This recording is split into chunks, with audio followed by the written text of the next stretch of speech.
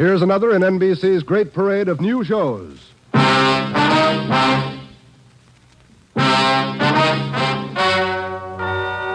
and gentlemen, the story you are about to hear is true.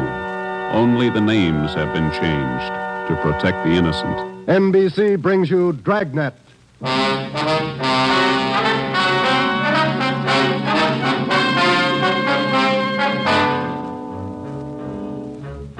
You're a detective sergeant. You're assigned to homicide. A mad killer is loose in the city. In every instance, he leaves the murder weapon behind. There are no fingerprints, no clues to the killer's identity. Your job, get him. Dragnet, the documented drama of an actual crime, investigated and solved by the men who unrelentingly stand watch on the security of your home, your family, and your life.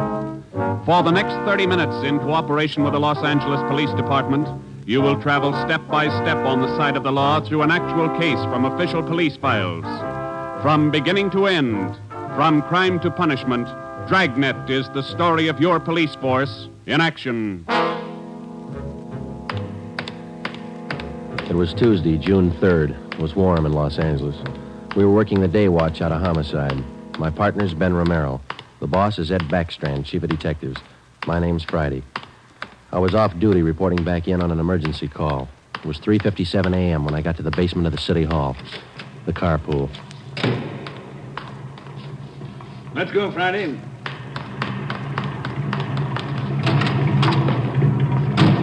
Sorry to call you back in. Couldn't be helped. All right, Ben. Okay, Skipper.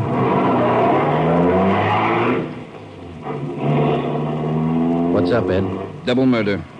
When? I don't know. Found out about it 40 minutes ago. You got any ideas? Roughly same M.O. Was that 6413 Norwich, Skipper? No, 6430. What do you mean, the same M.O.? The same guy. Brickbat killer. How many does this make? Counting tonight, 4. We got anything at all? Smudged fingerprint we can't even classify. Sounds like a smart operator. We gotta get him. If we have to shake down the city from one end to the other. Big job, Skipper. Big killer.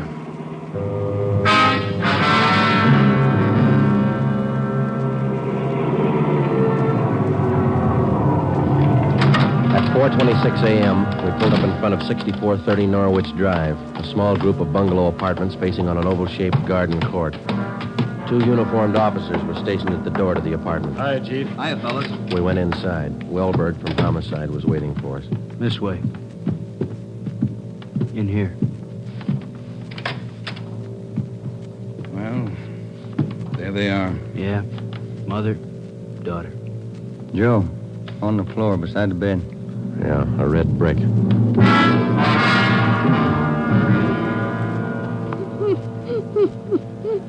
Miss Hafters, we know how you must feel about all this, but would you please try to answer a few more questions for us? Yes. All right. Poor Margaret. Ms. Hafters, how long had you known Mrs. Diaz and her daughter? 9 years. This November they moved next door. I remember it so well. We got along right from the start. And as far as you know, the only close friends the mother and daughter had live right here in the apartment court? Yes. Margaret was a pretty girl, but she was no chaser, no boyfriends. Very close to her mother. The 2 of them very close. Did they keep any amount of valuables in the apartment? Money, jewelry, things like that? Oh, no. Mrs. Diaz and Margaret didn't have much, you know. Very modest income. They both worked. And you can think of no good reason. Oh, no. Oh, poor Margaret, poor Mrs. Diaz, lying in there. Shock. It's a terrible shock. Wellberg, Yes, Sergeant. would you show Ms. Hafters back to her apartment? Sure, Sergeant.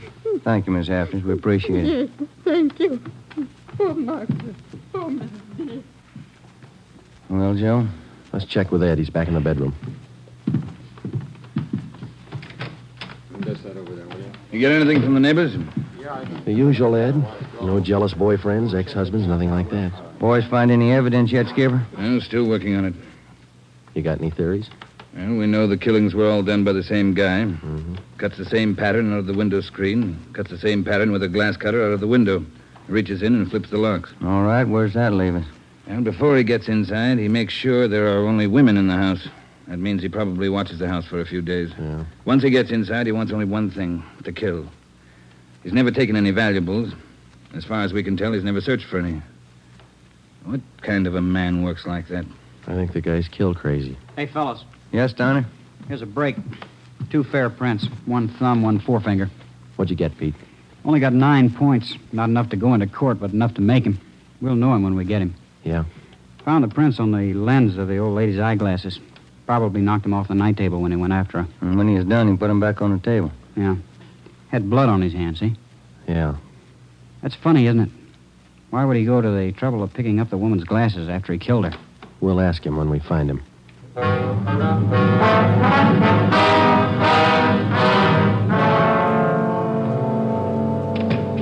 right, Ben. Joe, might have something for you. We can use it, Lee. Hold it just a minute. Yeah. Crime Lab, Jones. Yeah. Yeah, all right. I'll tell him. Right, Ed. Backstrand. If you're through checking the victim's clothes by 8 o'clock, you can knock off for sleep until noon.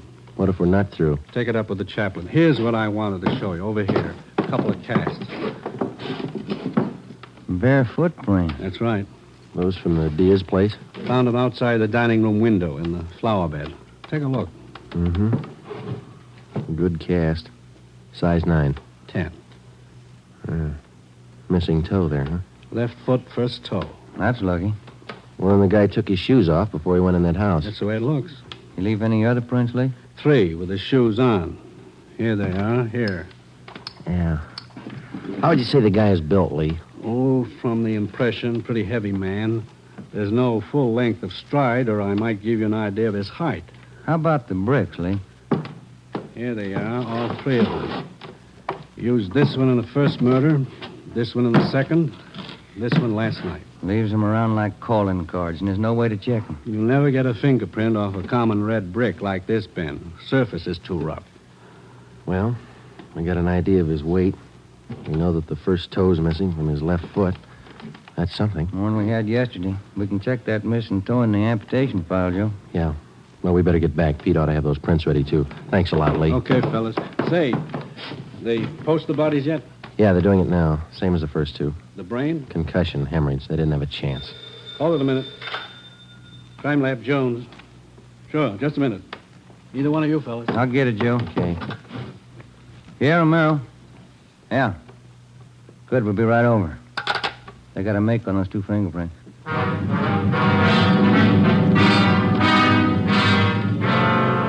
Okay, Joe. Single print file. Made him on the index finger. Let me see, Pete. Take a look, Ben. Yeah. Doesn't look like a killer, does he, Joe? Kind of nice looking. That's right, Pete. They said the same thing about John Dillinger. The name at the top of the make sheet read, Carlos Richard Monterey, male, Caucasian, age 19, height 5 feet 11 inches, weight 165 pounds, dark brown hair, dark brown eyes. Last known address, 1663 Naples Street, Los Angeles. Previous arrests, 1, auto theft, February 8th, 1936. That was all. Ben and I had been expecting more. The information on the mama sheet for Monterey was 13 years old. So was the picture. So was the description. So was the address. In 13 years, a man can change in 1,000 ways. So can his habits, his appearance, his address. In 13 years, everything can change except 2 things. A man's fingerprints and a physical deformity.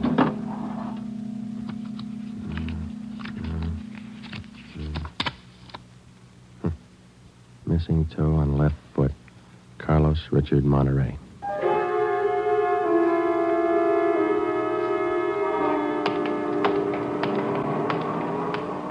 Here it is, Joe. 1663 Naples. Yeah, come on.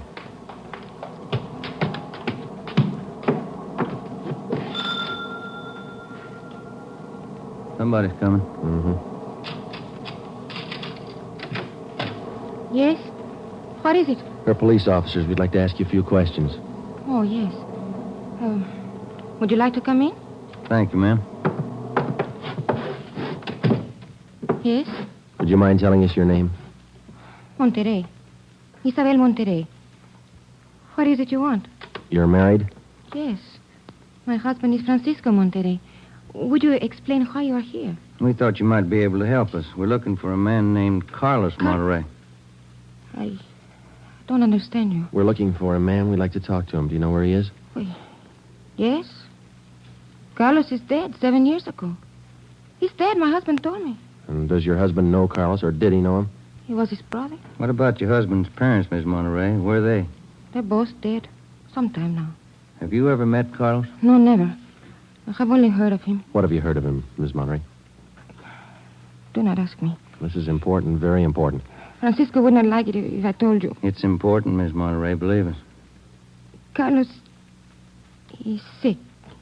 His mind. For 8 years, Francisco has not seen him, not heard from him. He thinks he's dead. But he only thinks so, Miss Monterey. No one's told him his brother's dead. He just thinks so. What else is there to think? Where's your husband now? At his work, the store, Rivera Street near Main, grocery, Monterey Cartwright grocery.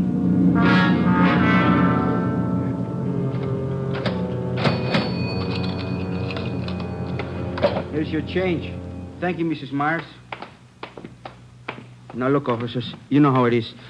You don't like to let these things get out. That's why I trust you. You can trust us, Mr. Monterey. We just want to check on a few things. Oh, fine. Always glad to help out if I can. Well, can you tell us if your brother was ever in a mental institution in his life? Oh, I know there was nothing wrong. 1923. Got a little bad, so Mom and Dad had to put him away for a while, just till he calmed down. I remember the day. Sometimes, dumb, stupid kid, what do he know? Standing there by himself in the train, crying. The public nurse, stupid way he cried. What do you do? I cried, too. I was only 10, Sergeant. I saw him go. He was alone. Later on, Mr. Monterey, your brother was released from the state institution. Yeah, he was 16. And then he started running around, playing tough, carried a gun, lived by himself. He never came around.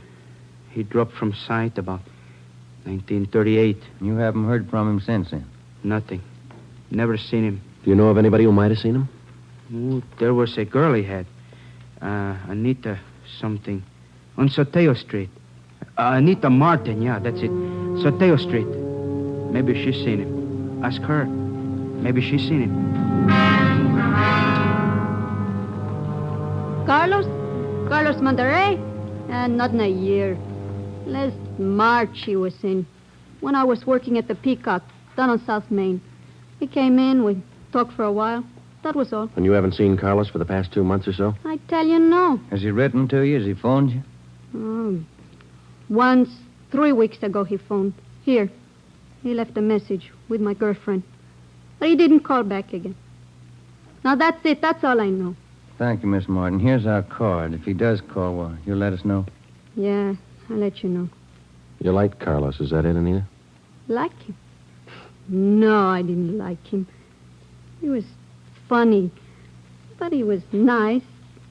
You know, I pitied him. Why did you pity him, Miss Martin? Well, he was a good fellow who was strange. He could smile, you know. He had a nice smile, but you could tell he was never laughing. There was something in his mind. Something... Oh, I don't know.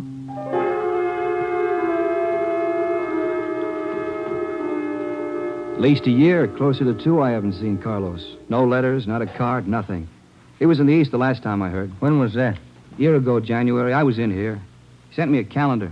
Sometimes he could get along fine, very well. Other times, terrible. He couldn't keep him down. How'd he manage to stay out of jail that way, Vicente? I don't know. Sometimes he should have been in jail 5 times over. And you say you don't know of anybody who might have a recent picture of Carlos, a snapshot? No. No one I can think of. Okay, Vincenti, here's our card. If you do think of somebody, let us know, will you? It'll help. Sure, glad to. If I hear of anybody. What kind of a day is it outside? Hot? Hot.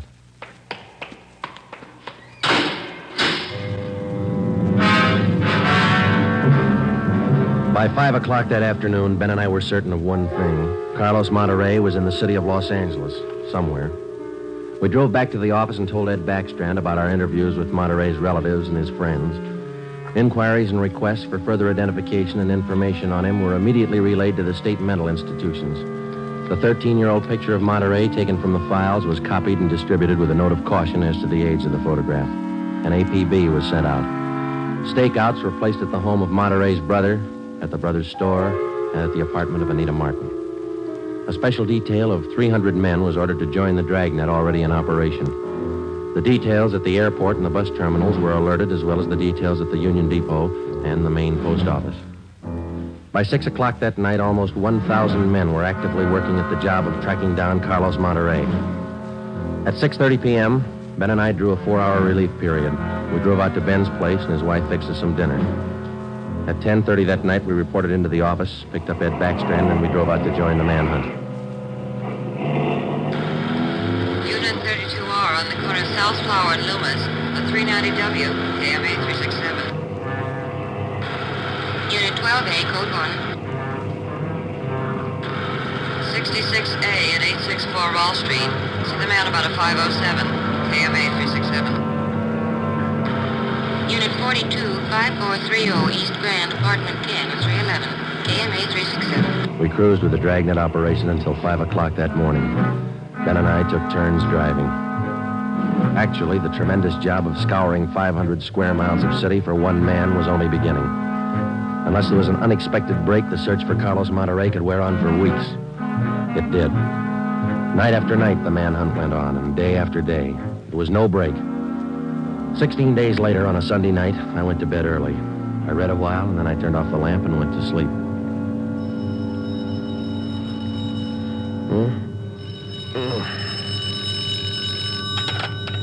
Hello? Friday talking. Sorry, Joe. Get in here as fast as you can. What's the matter? That girl Monterey knew, the one you talked to, Yeah? she left her apartment, went to her girlfriend's. Yeah? She's dead.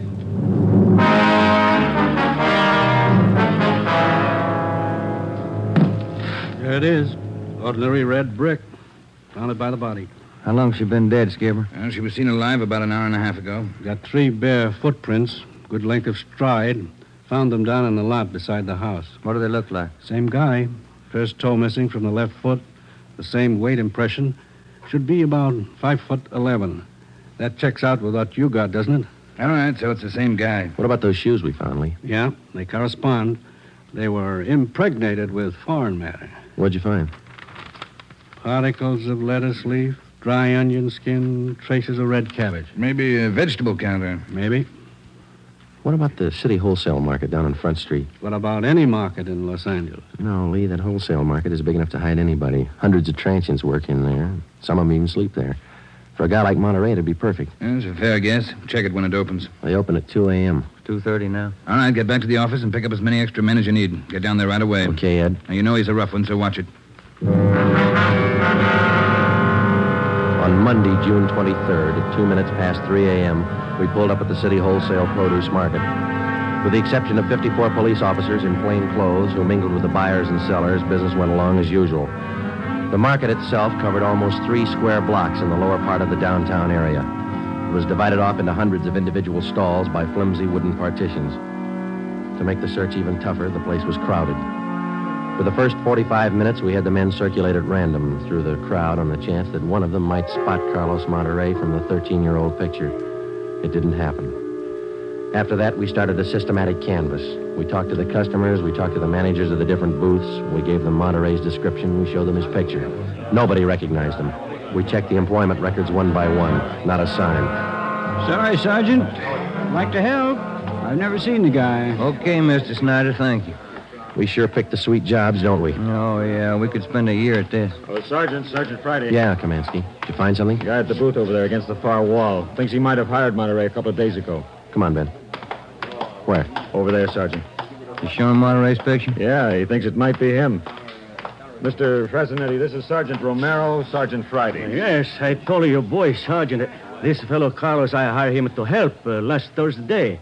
Big rush for me now, so I hired him. You sure he's the man? In the picture? I think so. A little older, maybe. Oh, but I know faces. He's the man. You're looking for him? You say you hired this man last Thursday? That's right. It's a big rush for me now in the morning. I hired him Thursday. He worked Thursday, Friday, Saturday. But he don't show up this morning, so I got no use. Too many men to pick from. He don't show up, I let him go. What kind of work did he do for you? Same as he did for Schiller down there. Heavy work. Moving the stores, cleaning up. What kind of produce does Schiller handle, Mr. Franzenetti? Fancy, very fancy vegetables. Choice. New potatoes, expensive red onions. Schiller sells to the big hotels. Does Schiller handle brown onions, Mr. Franzen? Oh, only the best. Big dealer, that Schiller. Sells it to the big hotels. How long has this Carlos been working around the market? Oh, I don't know. Is it just like the rest? First he worked for me, then Largo Massini, then a Schiller. Hey, why are you looking so hard for him? He stole something? He murdered somebody. Him? Mamma mia, murder. Do you have any idea where Carlos lives? Me? No. And if he comes back here, I tell him to get out. I got nothing to do with this trouble. No, you'll tell him nothing, Mr. Fresnetti. Here's our card. If you see Monterey again, call us. Say nothing to him. Oh, sure. I remember. Joe, call the chief at the office, will you? Message just came in. Thanks, Al. Come on, Ben. Yeah, there's a phone booth. See? No, I don't. Where? Straight ahead, little to the left. Oh, yeah. You got a nickel? Let's see. Oh, yeah. Yeah, there you are. Thanks. I'll see what Ed wants.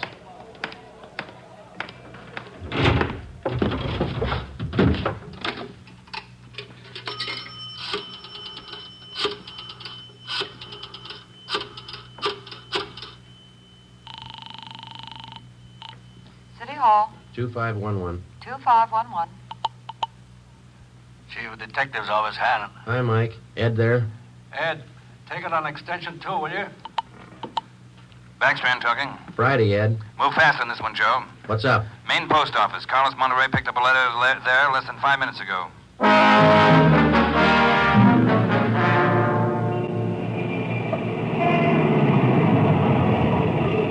Come on, Ben. There's Ed over there with Wellberg. Yeah. Traffic short jammed up around here. Hi, Ed. Friday, Romero, you all set, Wellberg? All set, Chief. Spring Street to San Pedro. Sunset the first. Got it covered. Good. What's the story? Post office detail tipped us off. 5 minutes after 8, a man answering Carlos Monterey's description picked up a letter at the general delivery window. That was 16 minutes ago. Who spotted him? Sam Lane. He got a look at him just as he was leaving the window. Called to him to stop, but Monterey ran. Lane called me, and we threw a net over the area for 6 blocks around. And Monterey's still somewhere inside this area? I don't know how he could have gotten out. What's next? Well, I'll give him an hour to break for it. After that, we start a house-to-house search of the whole area. Stop all pedestrian and vehicular traffic for identification. You're going to jam up the depot traffic. That's cheaper than murder, Romero. Get going. The first hour we counted off in 5-minute segments.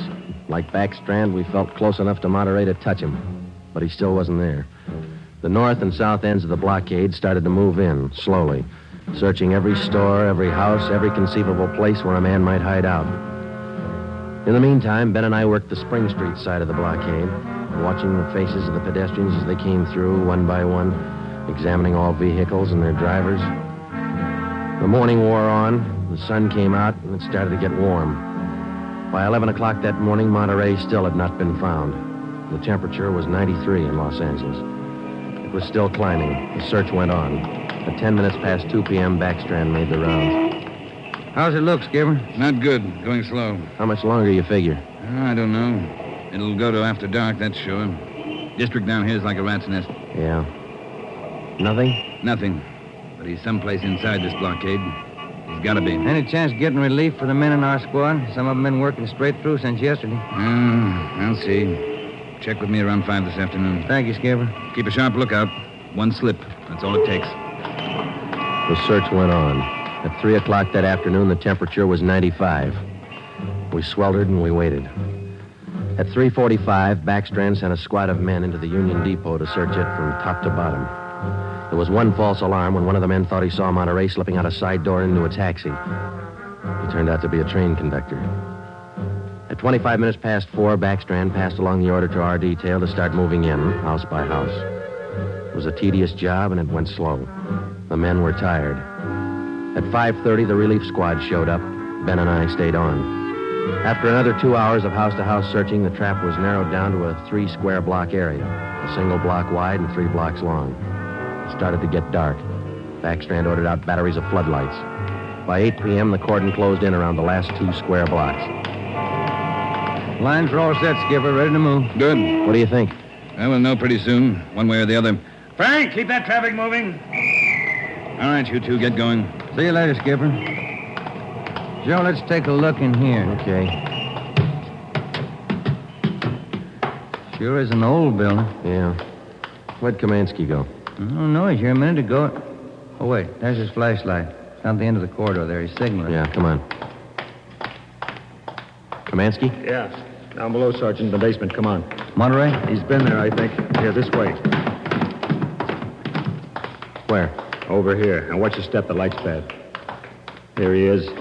Says he's the janitor. Oh, my head. He's been slugged. All right, come on. How'd it happen? Can you tell us? Yeah, a big man hit me. I came down to empty the baskets. He hit me and ran. Ran over to the new building. The new building? Is that the one next door? Yeah, just a few minutes ago. Nobody's come out of this building for the past half hour. Every door in the place is guarded. No, not the doors. He went through the tunnel. I saw him. Over there's the tunnel. I'll take a look, Joe. Yeah, the tunnel connects the two basements. Same company, old building, new building. The tunnel connects the basements. Joe, come on. Yeah. Kamansky, get out the back strand. Tell him what's happened. Right, Sergeant. And call an ambulance. Right. All right, Ben. Through the tunnel. Watch where you're going. The light's bad. Yeah, it is. That a door up ahead there? Yeah, I think so. Yeah, let's go. Good. There's a stairway. Come on.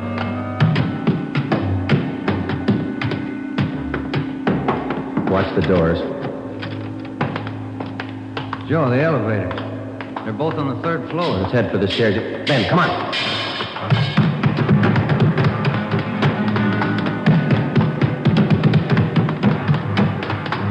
One more floor. Yeah, right. Come on, hurry. Yeah.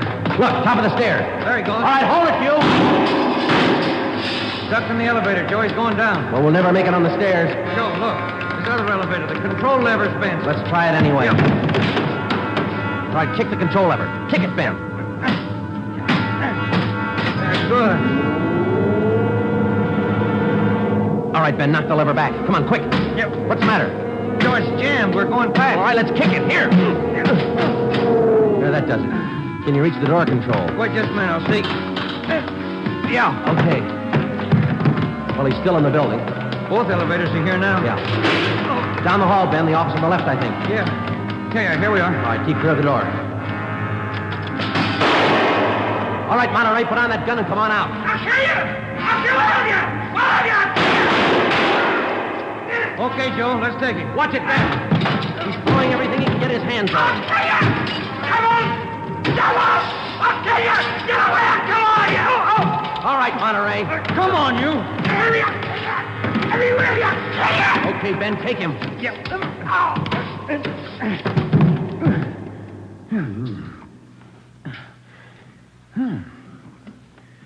Nice looking guy. Clean cut. Yeah. Doesn't figure, does it? What's that? My wife would say he doesn't look like a killer, does he? What's a killer supposed to look like? The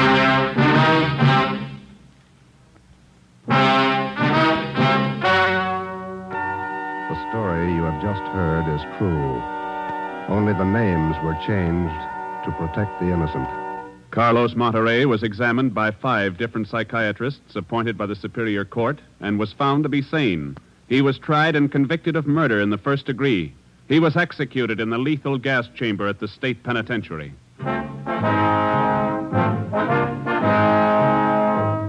You have just heard the 17th in a new series of authentic cases from official files.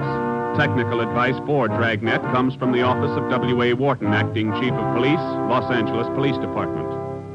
Tonight's program is dedicated to motorcycle patrolman John Kramer of the El Paso, Texas Sheriff's Department, who on the afternoon of April 26, 1940, gave his life so that yours might be more secure.